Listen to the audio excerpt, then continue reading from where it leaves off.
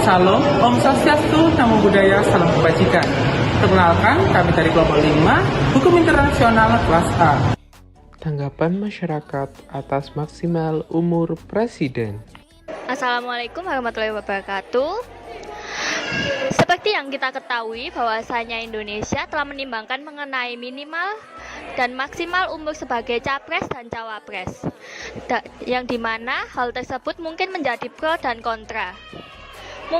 Akan tetapi apakah bisa menjadi batas usia umur tersebut dijadikan sebagai ius cogens dan kenapa alasannya? Baiklah, sebelumnya mengenalkan nama saya Cahyo dari Museum 10 November. Jadi menurut saya kalau sebagai batas sebaiknya ya kalau menurut saya tergantung ya. Kan batas itu kan dibuat untuk seberapa dewasanya atau seberapa pengetahuan pengalaman dari para calonnya ya kan. Tapi kalau misalnya dia sejak muda sudah punya pengalaman yang banyak, bisa jadikan sebuah persyaratan khusus dengan kondensi tertentu, batas tertentu seperti itu. Jadi kalau sebenarnya kalau di batas berapapun tidak masalah gitu menurut saya. Dan kalau sudah lebih pun juga selama masih mampu untuk menjalani masa negara, itu oke, tidak masalah. Kan tentunya kan saya ambil contoh luar ya. Misalnya kayak Joe Biden kan sudah umur 70 berapa kan? Ya, kan bahkan calon yang saya calon kan umurnya masih 70 juga. Jadi sebenarnya bagi saya tidak masalah gitu. Selama masih bisa kompeten dan bisa untuk lebih membuat Indonesia lebih baik lagi gitu. Terima kasih. Ya. Pengertian ius cogens. Dalam kesempatan pada kali ini saya akan menjelaskan tentang mengenai pengertian dalam ius cogens. Ius cogens merupakan asal dasar hukum dalam hukum internasional di mana ius cogens tersebut telah diakui oleh komunitas internasional yang dibuat untuk menjadi norma yang tidak boleh dilanggar dalam keadaan apapun. Dalam hal ini, ius cogens secara tidak langsung mengikat negara-negara tanpa melihat dan mempertimbangkan keikutsertaan negara tersebut dalam melakukan perjanjian di ius cogens tersebut. Hal ini dimaksudkan menjadi ius cogens menjadi untuk menjaga ketertiban dalam ius cogens tersebut dalam dimana menimbang tujuan awal dalam pembuatan ius cogens pada awal pembuatan norma ius cogens tersebut. Sifat ius cogens.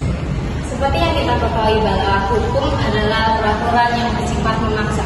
Namun, apakah ini berlaku untuk ius cogens?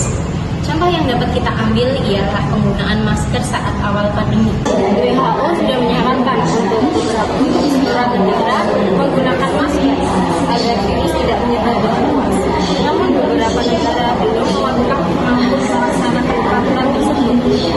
Itu dikarenakan tidak ada virus yang terinfeksi masuk pada negaranya. Hal ini dapat mengakibatkan ius cogens tidak bersifat memaksa. Lalu pada saat pandemi sudah mulai mempuncaknya dan Amerika melakukan lockdown, semua negara secara universal telah memperebutkan masker hingga masker pada saat itu kritis.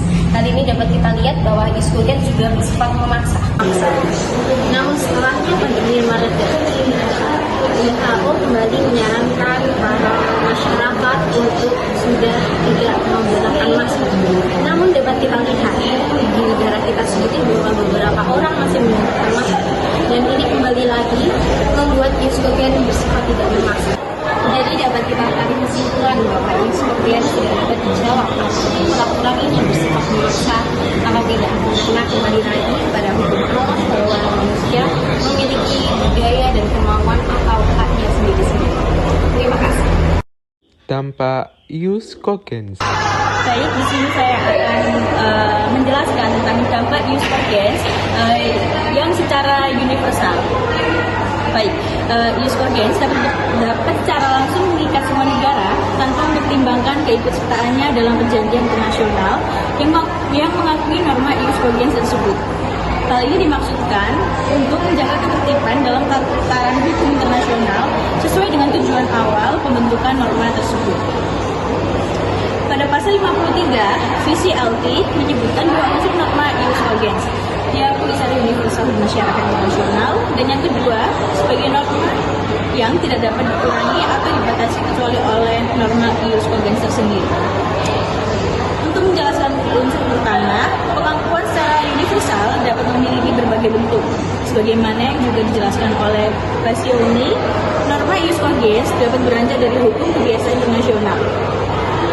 Bahwa hukum kebiasaan internasional ini memiliki unsur-unsur praktek-praktek negara yang seragam dan keyakinan bahwa praktek tersebut adalah norma hukum.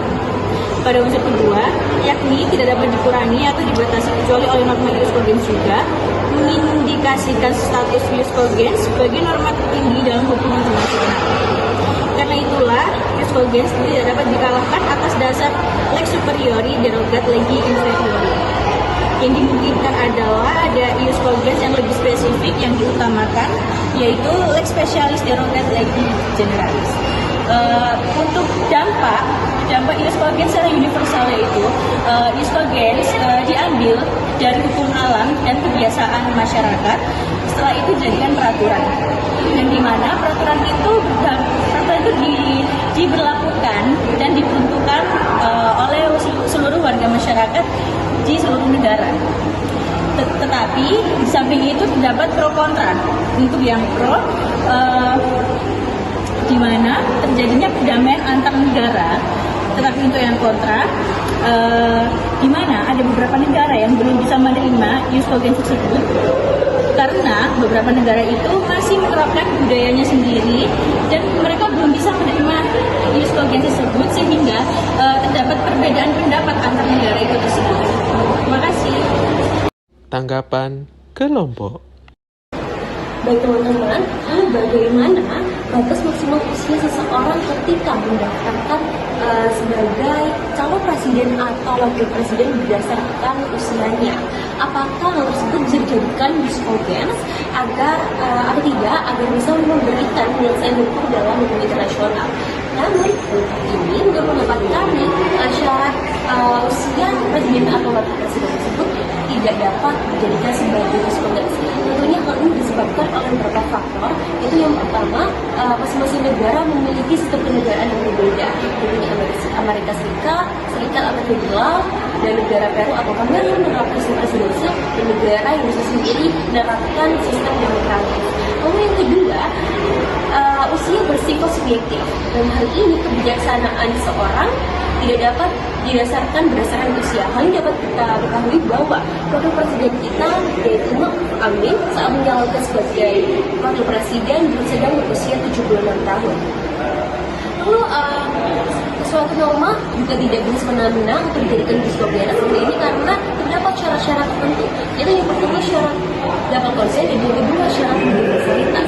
Syarat double consent tersendiri yaitu merupakan suatu norma dapat dikatakan sebagai ius cogens apabila norma tersebut telah diakui oleh negara-negara sebagai norma internasional yang bersifat umum dan memaksa. Lalu yang kedua, secara universalitas, bahwa suatu norma tersebut haruslah diakui dan diterima oleh masyarakat negara sebagai keseluruhan atau secara universal oleh semua negara tanpa terkecuali. Terima kasih atas perhatiannya.